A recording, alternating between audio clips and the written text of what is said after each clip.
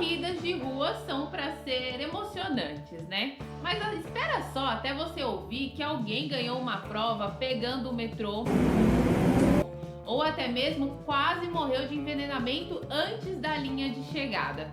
Eu sei, parece ficção. Gente, que isso é um filme? Mas não é. Isso aconteceu e nesse vídeo eu vou te contar os grandes casos inacreditáveis que marcaram o mundo da corrida. Olha, tem muita história pra te contar, coisas assim inacreditáveis que parece que a gente tá assistindo um filme, né? Mas antes de eu começar a te contar tudo o que aconteceu, não deixa de se inscrever aqui no canal, deixar o seu like e vai conversando comigo, vai comentando aqui nos comentários o que você achou dessas histórias, tá? Então me dá esse like pra dar essa força aqui pra mim.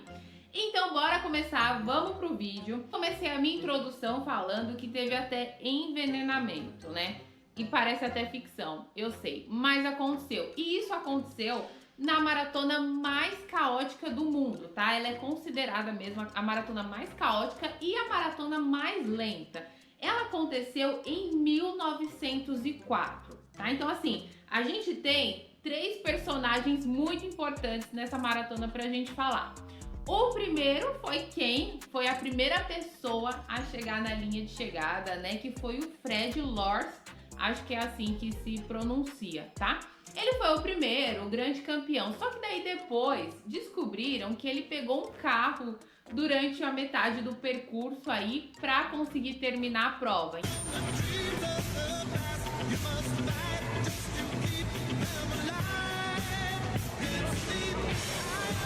Então aí a linha de chegada dele, né, o grande prêmio foi invalidado.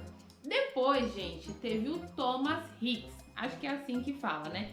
Que ele foi o verdadeiro ganhador da prova. Então, teoricamente, ele foi o segundo a chegar, mas ele chegou sem trapacear.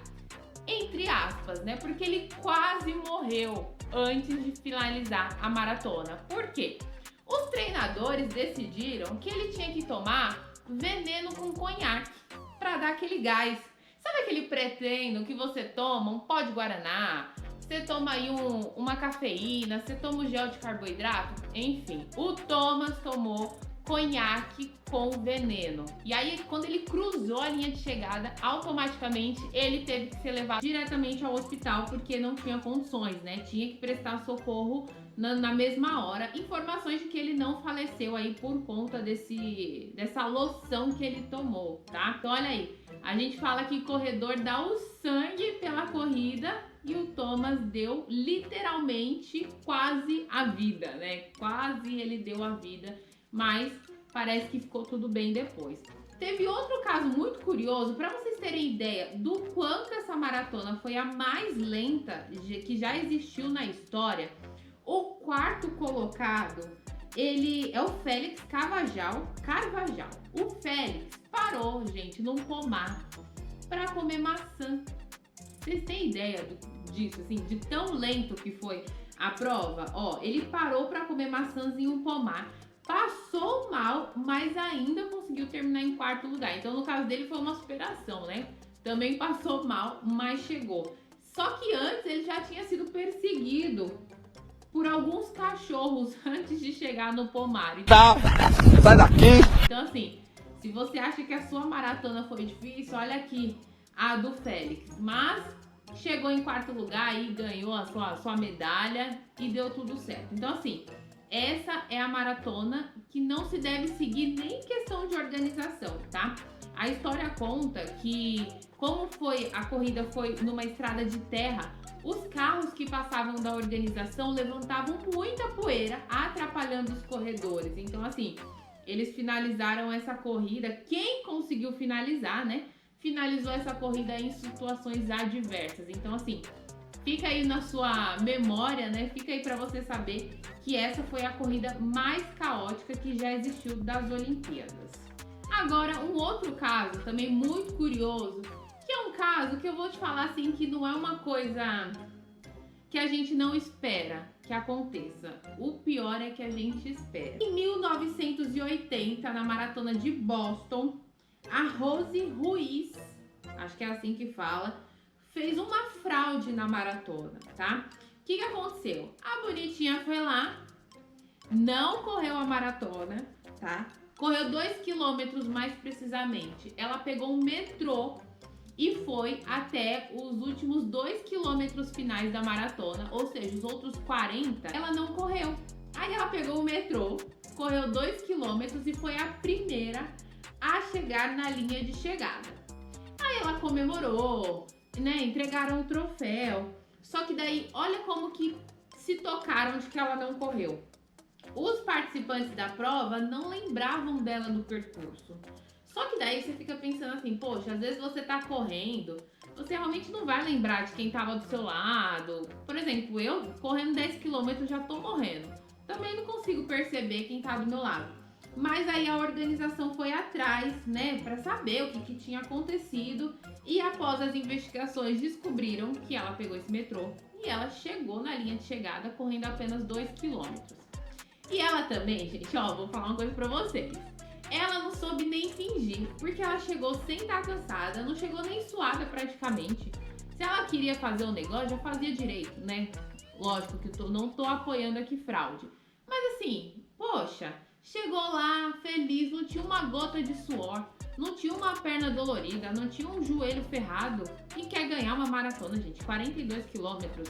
E aí, qual foi o desfecho, né? Ela foi banida aí das maratonas. Após investigações também descobriram que ela já havia feito algo semelhante na maratona de Nova York e os 2 títulos dela foram retirados. Então, para vocês terem noção que demorou um tempo, não foi uma coisa assim que na hora perceberam que ela tinha fraudado. Não, foi por conta de investigações, tá? Fica a lição de que a Rose deveria ter pelo menos fingido que correu os 42 quilômetros, né? Você sabia que em 1960 as mulheres não podiam correr maratonas porque eles alegavam que a mulher não tinha condicionamento físico suficiente para correr uma maratona, tá? Então, na maratona de 1966 em Boston, olha, gente, a maratona de Boston, ela traz muitas histórias, né? Provavelmente é uma das mais famosas aí que tem, né? Em 1966, Bob Gibb, eu acho que é assim que fala o nome dela, ela não aceitava essa regra. Então, assim, mais uma mulher aí que lutou pelos seus direitos de poder correr. E aí ela correu os 42 quilômetros e terminou a prova em 3 horas e 21 minutos, superando a metade dos homens. Ou ela saiu correndo de trás de um arbusto, lá de trás de uma árvore, depois da largada. Então, assim, deu a largada, o povo correu, os caras saíram correndo e aí ela entrou na pista, tá? Mas ela entrou no momento da largada mesmo ali, ela não trapaceou, ela foi fazer os 42 quilômetros certinho. E chegou, ela não conseguiu receber a medalha, né? Porque ela não tinha inscrição, não tinha número, enfim. Esse reconhecimento, gente, só veio chegar pra ela em 1996. Pra vocês terem noção, que ó, em 1960 ela correu a maratona e ela só foi reconhecida em 1996, inclusive um ano antes de eu nascer. Então assim, demorou, viu, pra bichinha ser reconhecida. E aí ela recebeu uma homenagem também na maratona de Boston, falando como a primeira mulher a correr uma maratona. Então aí, são coisas inusitadas, mas nesse caso ela meio que abriu caminhos para nós mulheres podermos aí correr diversas corridas de rua. Então esse é um fato muito legal, muito curioso, de superação, né? Superação e garra, porque ela foi lá e mostrou para que veio.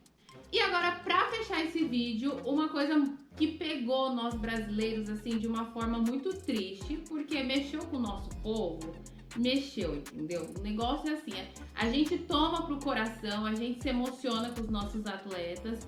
E aconteceu com o nosso atleta de corrida, o Vanderlei Cordeiro de Lima. Eu acho que vocês devem lembrar desse caso. Se você que é novo aí, tem 20 anos, acho que você não vai lembrar, porque aconteceu em 2004, mas passou em diversos jornais. Até hoje, o Vanderlei é lembrado por conta dessa história, tá? Ele estava correndo a maratona de Atenas, tá? Ele estava em primeiro lugar. Então, assim, 42 quilômetros, ele estava em primeiro lugar. Faltava aí, ele estava no quilômetro 36 quando esse caso aconteceu. Então, assim, já era certo que a corrida ia ser dele. Já era certo que ele seria o grande campeão. E aí, quando ele tava no quilômetro 36, um cara invadiu a pista de corrida e empurrou ele, como se quisesse tirar ele da pista, sabe? Uma coisa muito louca. Na hora, ninguém entendeu nada. Assim, muitas pessoas na época ficaram achando que o cara confundiu ele com alguém, um bandido, alguma coisa que tava correndo. Mas, gente, impossível disso acontecer. Porque o cara estava com o número de peito, sabe? O Vanderlei estava com o número de peito. E a pessoa que empurrou ele era uma pessoa que estava assistindo a corrida. Inclusive, ó, tem o nome dele aqui. Ele foi empurrado por um ex-padre irlandês, Cornelius Oran. E aí parece que esse Cornelius, ele já tinha feito outras coisas como essa, né? De interferir aí nas corridas das Olimpíadas, tá? O Vanderlei, por sua vez, conseguiu se reerguer. Assim, lógico que ele perdeu total concentração, porque o cara tá correndo lá na maior loucura. Alguém chega e empurra, é óbvio que ele vai perder a concentração. E ele acabou chegando em terceiro lugar e conquistando o bronze, tá? Assim, ele chegou na linha de chegada com os braços abertos, fazendo aquele símbolo de um avião. Ele foi muito resiliente, ele ainda conseguiu adquirir a medalha aí de bronze, que foi uma grande conquista, né, para nós. Lógico que o certo é ele ter ganhado a medalha de ouro, depois o reconhecimento mundial, isso saiu em diversos jornais, e ele ganhou uma medalha chamada Pierre de Coubertin. É um símbolo de espírito esportivo. Então, assim, ele recebeu essa medalha para mostrar o quão resiliente ele foi e como ele não deixou se abater por isso que aconteceu, né? Por conta do empurrão que ele sofreu. Lógico que todos nós ficamos revoltados. Eu era uma criança, mas eu imagino que os meus pais, as pessoas que já tinham aí maioridade, já entendiam o que estava acontecendo, ficaram extremamente irritados e tristes porque ele realmente ia conseguir o ouro pro Brasil. E não só por ser um brasileiro, né? Lógico que se fosse qualquer outro atleta de outro país, a gente também ficaria muito revoltado, porque a gente gosta das coisas justas, né? Não é só porque aconteceu com o brasileiro. Quando acontece com o brasileiro, toca mais a gente, mas qualquer corredor, qualquer atleta não deveria ser interrompido dessa forma, né? Mas esse foi o vídeo, pessoal. Eu resolvi trazer aqui para vocês as principais curiosidades aí do mundo da corrida. E quando eu comecei a fazer essa pesquisa, nem eu acreditei nesse tanto de coisa que aconteceu, tá? Então eu quero que esse seja um quadro fixo. Então, se vocês gostaram, comenta aqui que vocês gostaram de saber, se vocês já sabiam desses casos. Conversa aqui comigo para eu saber que eu posso trazer outras curiosidades como essa, viu? Eu espero muito que vocês tenham gostado e até o próximo vídeo.